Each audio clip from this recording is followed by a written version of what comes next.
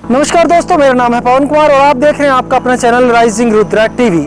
आज मैं आपको लेकर आया हूं महाभारत से जुड़ी हुई एक ऐसी रहस्यमय जगह जिसे कहा जाता है नाग क्षेत्र। जी हां, आपने सही सुना, नाग क्षेत्र। आज जानेंगे इस महाभारत के रहस्यमय नाग क्षेत्र से जुड़ी हुई कुछ ऐसी बातें और कुछ ऐसे राज जो आज तक न शायद आपने कभी सुने होंगे न देखे होंगे। दोस्तों, इस समय मैं हूं भारत के हरियाणा राज्य के जींद जिले में और जींद जिले की एक तहसील जिसका नाम है सफीदो। यह सफीदो महाभारत के समय में यह क्षेत्र बोला जाता था सर्प दमन, अर्थात जहां सर्प का नाश हुआ, उनका खात्मा हुआ। और जिस जगह पर मैं खड़ा हुआ हूं, इस जगह को बोला जाता है नाग क्षेत्र, महाभारत का नाग क्षेत्र। समय के साथ यह सर्प दमन नाम बिगड़कर धीरे धीरे एक नए रूप में आ गया जिसको बोला जाता है सफीदो। ये मेरे पीछे आप तालाब देख रहे हैं और ये पीछे प्राचीन महाभारत के समय के अवशेष मंदिर देख रहे हैं। ऐसा माना जाता है कि महाभारत के बाद परीक्षित जब पांडवों का जो उत्तराधिकारी था, उसका साम्राज्य था, वो एक बार कहीं जंगल में शिकार खेलने गया तो उसको एक मृग गायब हो गया, उसे दिखा नहीं। उसे ढूंढते ढूंढते वो एक ऋषि की आश्रम में, कुटिया में पहुंच गया, जहां पर ऋषि शमीक ऋषि तपस्या कर रहे थे। परीक्षित ने महाराज जो वे ऋषि थे उनसे पूछा, कुछ जवाब तलब किया, लेकिन वे तपस्या में लीन थे, उन्होंने जवाब नहीं दिया। तो गुस्से में, क्रोध में परीक्षित ने एक सांप उनके गले में डाल दिया फिर और वहाँ से चले गए। फिर ये इस घटना को जब अपने पिता के गले में एक सांप लटके हुए शमीक ऋषि के पुत्र ऋषि श्रृंगी ने देखा तो वे क्रोधित हो गए और उसको श्राप दे दिया परीक्षित को कि तुम्हारी 8वें दिन मृत्यु हो जाएगी एक सांप के काटने के द्वारा।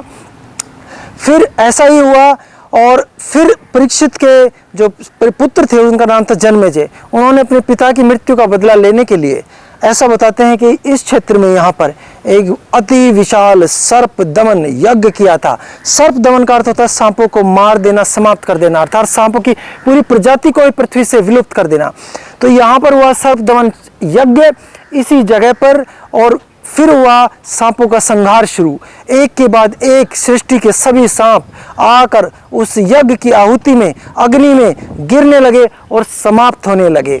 ये सब देखकर एक तक्षक नाग थे जो वो जाकर इंद्र के पास गए और उनसे बचाने की अपनी प्रार्थना की और उनके सिंहासन से इंद्र से लिपट गए। मंत्रों की शक्ति इतनी थी कि तक्षक नाग भी खींचे आए और तक्षक नाग इंद्र और सिंहासन से लिपटे हुए थे, वो भी इस यज्ञ में, हवन में गिरने लगे ऊपर से। फिर ऐसे समय में आगमन होता है एक और महर्षि का जिनका नाम है ऋषि आस्तिक। उन्हीं के प्रताप से ये यज्ञ बीच में रोका गया और सांपों को पुनर्जीवन मिला और यह यज्ञ पूर्ण न हो सका और सांपों का अस्तित्व बचा। इसीलिए माना जाता है कि सर्प ऋषि आस्तिक के सदा ऋणी है। यहाँ वो क्षेत्र है, इस घटना का साक्षी है इसी सफीदों में। ये जो तालाब आप देख रहे हैं अति विशाल, ये समय के साथ इससे भी विशाल तालाब रहा होगा। और यहीं पर महाभारत की ये एक अतुलनीय प्रसिद्ध घटना हुई है जहां पर यह सर्प दमन यज्ञ हुआ था। और आप मेरे पीछे देख सकते हैं ये बाद के मंदिर जो आप देख रहे हैं, ये बाद में विभिन्न राजा महाराजाओं ने अपने कालखंड में इनका निर्माण, पुनर्निर्माण करवाया गया है। लेकिन महाभारत के समय में ऐसा माना जाता है वहाँ तब भी यहाँ पर आश्रम मंदिर शुरू से थे।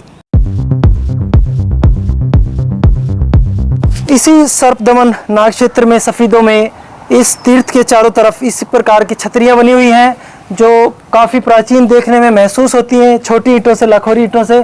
और ये बताते हैं कि समय के साथ विभिन्न राजा महाराजाओं ने इसका निर्माण करवाया था, पुनर्निर्माण करवाया था। ऐसा भी मानते हैं कि जींद के जो महाराजा थे और जींद की जो रानी थी, उन्होंने भी इस जींद क्षेत्र के सभी प्राचीन ऐतिहासिक महत्व के महाभारत कालीन तीर्थों का पुनर्निर्माण करवाया था।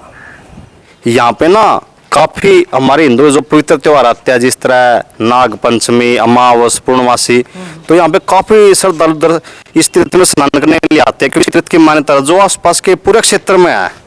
तो यहाँ पे काफी भीड़ होती है, महिलाएं वगैरह, जेंट्स, जितने भी आप हमारे वो अपने हिंदू समाज के जो नागरिक है वो यहाँ पे स्नान करने के लिए आते हैं। ये लग रहा है करीब 200-250 साल पहले जींद के महाराजा ने शायद इसका लास्ट टाइम पुनर्निर्माण करवाया था। ये धर्मशालाओं जैसे कमरे यहाँ पर आप देख सकते हैं, लेकिन सब कुछ बुरे हाल में है, व्यवस्था है यहाँ पर। यहाँ पे व्यवस्थाओं की बहुत ज़्यादा कमी है, क्योंकि देखिए पानी भी है, सफाई नहीं होती इसकी। तीर्थ स्थान कितना गहरा होगा ये? ये लगभग 20-25 फुट गहरा है ये।